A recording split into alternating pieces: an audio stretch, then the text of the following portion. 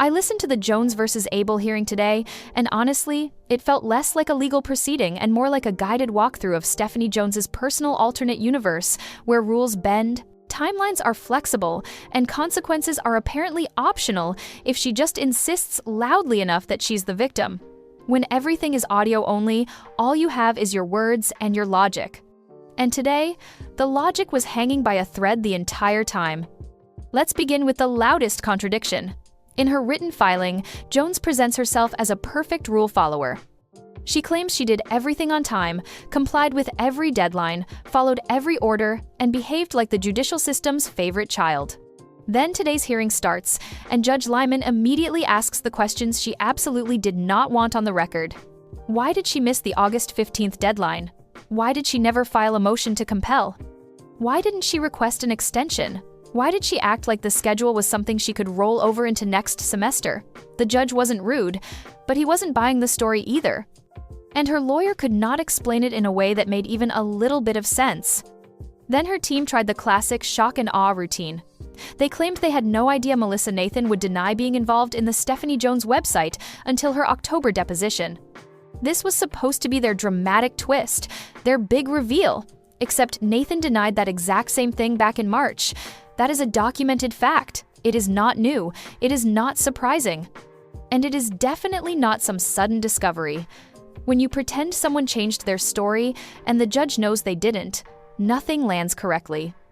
It's the legal equivalent of delivering a jump scare after the audience already saw the monster in the trailer. Then came one of my favorite parts. Jones's lawyer kept insisting that Katherine Case was happy, willing, eager, and practically waiting by her inbox holding documents like a bouquet. They tried so hard to make Case sound like this glowing, cooperative figure who couldn't wait to help Jones save the day, which is hilarious because that's not who Case is. She's a tag contractor who happened to work under Melissa Nathan. She's not Jones's ally. She's not part of Jones Works. She's not emotionally invested in Jones's world. She was deposed, she answered questions, and she went back to her actual job. And yet Jones is trying desperately to use her as the star witness in this imaginary showdown with Melissa Nathan. In Jones's fantasy, Case is the person who says, "Yes, Melissa told me to make the website." In the real world, Case is a normal professional with actual contractual obligations and no interest in being drafted into Jones's personal battles. Then, Case's attorney unmuted and delivered the politest slap of the entire hearing. He said the description JonesWorks gave of Case's cooperation was counterfactual. That word did the job all by itself. He didn't raise his voice. He didn't argue. He simply corrected the record, and suddenly Jones's entire storyline about Case being ready to hand over everything collapsed like a wet tissue. When the one person you're relying on calmly says, "That is not what happened," it's over. And the silence on Jones's side after that was louder than anything said on the call. Then came the spoliation stunt. JonesWorks tried to argue that they needed these new documents from Case because Wayfair supposedly withheld things.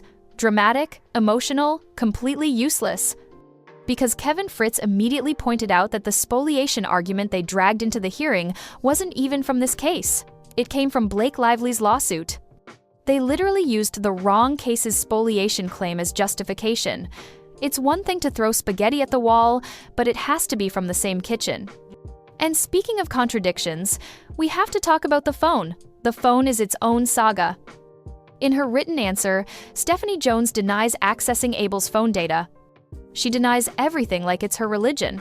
According to her, she didn't touch it, didn't read it, didn't extract anything, didn't peek, didn't glance.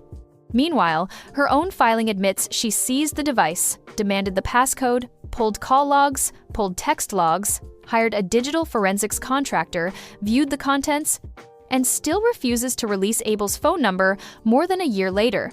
That is not, "I didn't access anything." That is, "I accessed everything and then pretended I didn't." Then we hit the fairness argument. JonesWorks insisted they should be allowed to violate deadlines because Wayfarer wouldn't be harmed by it. According to them, it would be unfair to deny them, unfair to restrict them, unfair to enforce the rules. And Kevin Fritz calmly reminded the judge that earlier this year, when Wayfarer tried to depose Taylor Swift, the motion was denied purely because the discovery window had closed. There was no requirement to show prejudice, no exceptions, just hard rules. So if the rules applied then, they apply now. End of story. And today was the first day I heard that argument land so smoothly that Jones's entire fairness narrative fell apart in real time. But nothing screamed contradiction louder than Jones pretending she has no coordination with Blake Lively.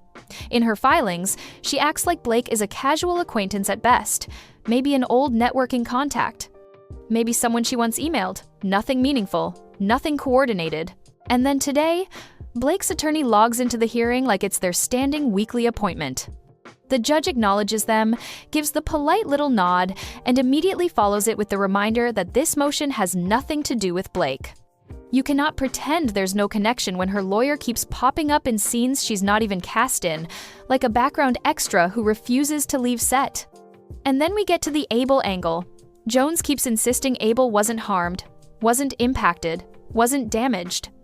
According to Jones, Abel is exaggerating, overreacting, or somehow responsible for her own situation. But Judge Lyman didn't question Abel once. Not once, not a single doubt was aimed at her. Every concern, every timeline issue, every inconsistency was pointed at Jones' works. When your entire defense is, it's her fault, but the judge is only questioning you, that is the legal universe sending you a message. And here is where the comedy turned into pure audacity.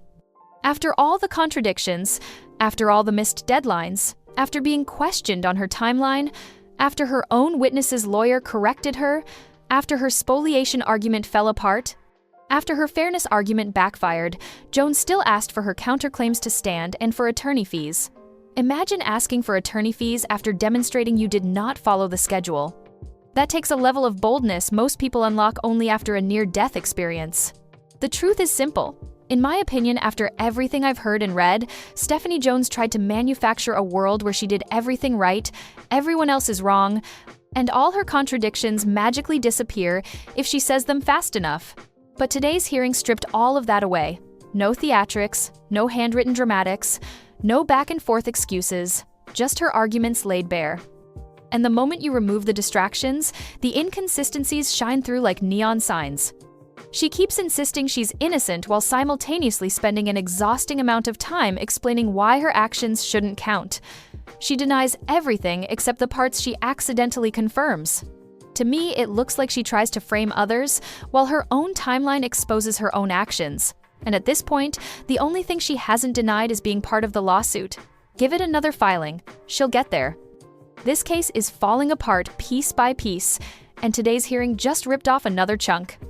And if she thinks this is going to get better when Abel's evidence starts hitting the docket, I don't know what universe she's living in, but it's not this one.